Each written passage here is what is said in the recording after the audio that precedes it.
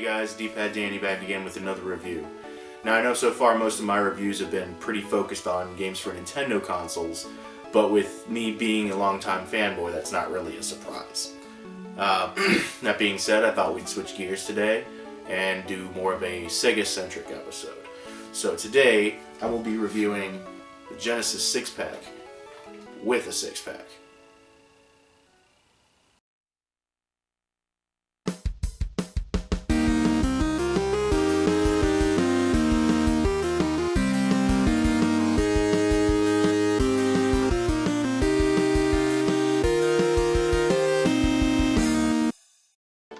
The Genesis 6-pack holds, naturally, 6 games for the Sega Genesis. The cartridge features Sonic the Hedgehog, Super Hang-On, The Revenge of Shinobi, Golden Axe, Streets of Rage, and Columns. Let's start with Sonic the Hedgehog.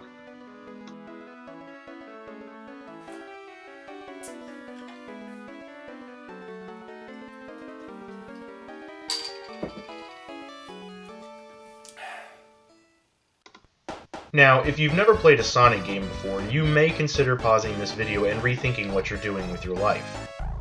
Sega's trademark character's first Genesis outing made many Nintendo fans question their loyalty. You play as Sonic, a speedy hedgehog with some serious 90s tune. What'd I tell you? The evil Dr. Robotnik has been kidnapping all the cute little forest critters and turning them into robots. Sonic must defeat him and save the animals. Each level, or zone as they're called here, has 3 acts you must get through.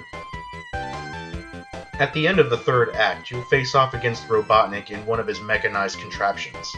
A few hits will send him speeding off, leaving behind a canister of the woodland creatures waiting to be freed.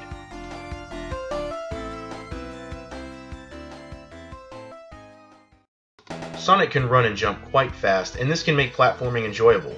The hardest part in any Sonic game to me is when it requires you to move slowly and systematically, completely going against the playstyle the game has taught you to follow. There are many rings scattered about in the stages. These are essentially your life source. When you take a hit, you'll lose them all, but you'll have a small amount of time to try to recover some of them afterwards. Get hit with no rings and Sonic will lose a life.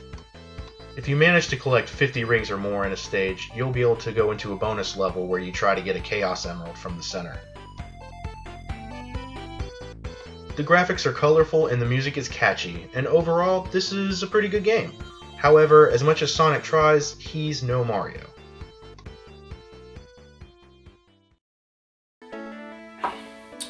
Sonic would be Sega's flagship character for years to come, spawning multiple sequels bordering the ridiculous with Sonic 06 and Sonic and the Secret Rings.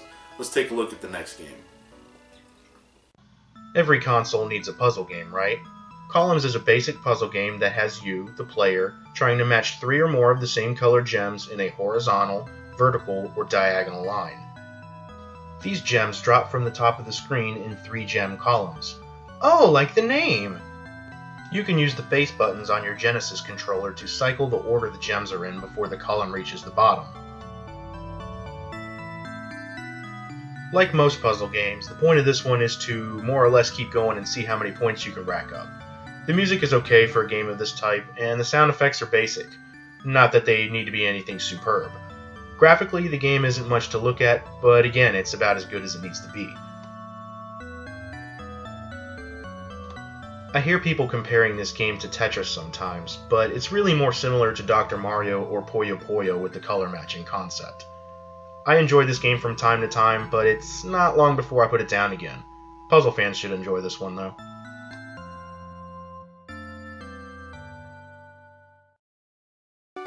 So far so good. Let's keep it going. Super Hang-On. This one's alright, but I find it really difficult. It's a basic motorcycle game with 4 different areas to choose from, represented by different continents. After selecting a stage, you can choose which music track you want. All of the songs included are surprisingly good.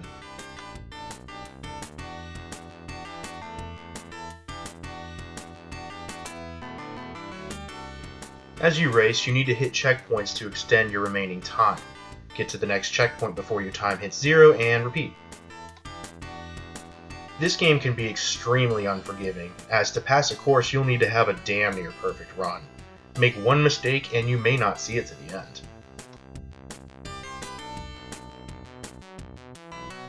I have yet to beat a course in this one. Yeah, I know. But you try it and you'll see what I mean. The original mode included is more like a story mode. You race for money to buy parts to upgrade your bike. The more upgraded your bike is, the better the speed and handling will be, making races easier as you go on. I could see this mode being a bit of a time sink if you want to see it to the end, which I may never do. The graphics work for what they are, and even have some parallax scrolling in the backgrounds. Wait, was that Morrowbear? Bridlestone? I see what you did there, Sega. Touché. Overall, this is not a bad game, just difficult.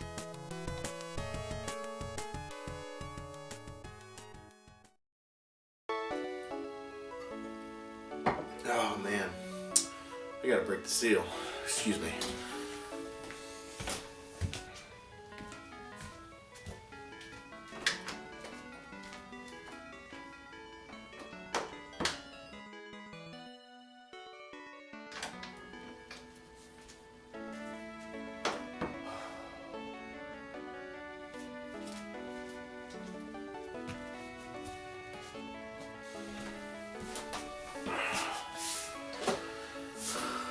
Back to business.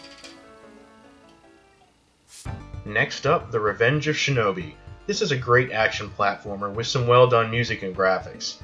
In fact, the track from the first level is ripped and burned on a CD currently in my car stereo. Oh, whatever, don't act like you haven't done the same. You haven't? Moving on. As a ninja master, your main weapon is your ranged shurikens.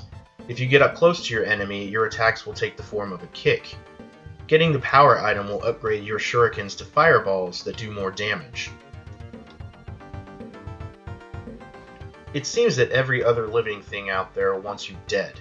Ninjas, dogs, soldiers, and you're bound to die quite a bit, as this game is no slouch in the difficulty department.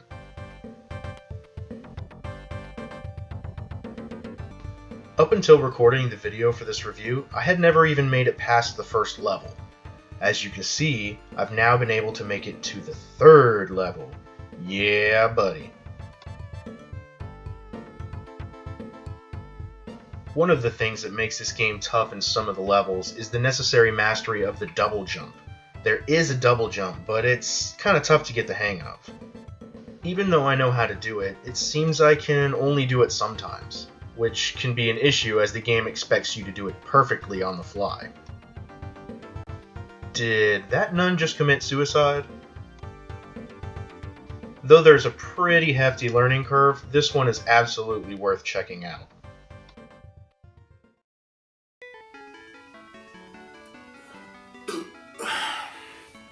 Two-thirds of the way through. Let's see what's next. For the longest time, I claimed that Final Fight on the Super Nintendo was better than Streets of Rage.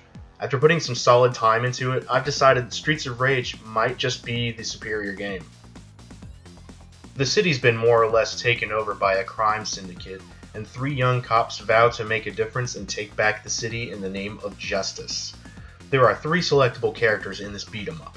Adam, who is the slowest but the strongest, Axel, who's well balanced, and Blaze, who does the least amount of damage but is the fastest overall. I personally prefer using Axel. The driving beats really keep the energy up in this game. There's just something satisfying about beating up thugs with a lead pipe while some funky music's playing in the background. You'll encounter many baddies in a good variety of locations in your mission. City streets, the beach, the Bay Ferry, an industrial facility, and more. At the end of each stage, naturally you'll fight a boss. Some of these fights can get pretty tough, and this is typically where you'll lose the most lives. There are objects here and there that are destructible and will provide you with weapons or food that will refill your health. Barrel apples. You also have a special move where you can call a fellow police officer that will fire off a shot and it will hit everything on the screen. Apparently the jeans and tank top you wear are bazooka proof, but susceptible to thug punches. Go figure. If you're a fan of the beat-em-up genre, this is a solid title and you should check it out.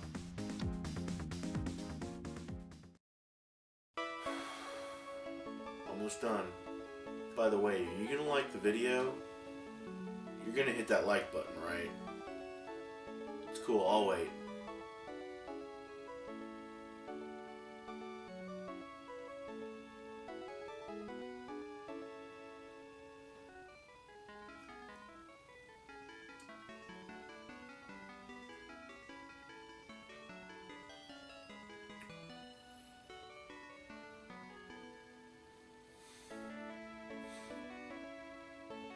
Okay, thanks for that.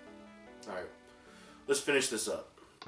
Finishing up with Golden Axe. I've had countless hours of fun with this one, both by myself and with a friend. It's a mix between a hack and slash and a beat 'em up. We'll call it a hack 'em up. The evil Death Adder is running amok and pretty much making a bad time for everyone. You are on a quest to make him your bitch. No, wait, sorry. You are on a quest to kill him and bring back peace. Yeah, that. Like Streets of Rage, you have your pick of 3 characters. Each character has their special strengths, like the dwarf with the fastest attack speed, or the girl who has the best magic. You can also mount certain creatures to attack your enemies, like this little flightless bird thing that can swing his tail at bad guys. Or just spin around, whatever. Whee!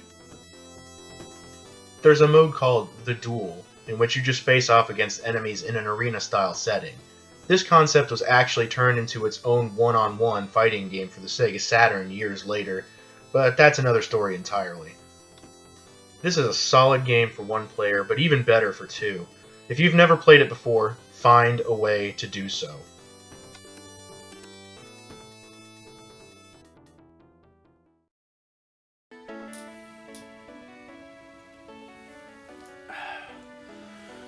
Well guys, that's the Genesis 6-pack.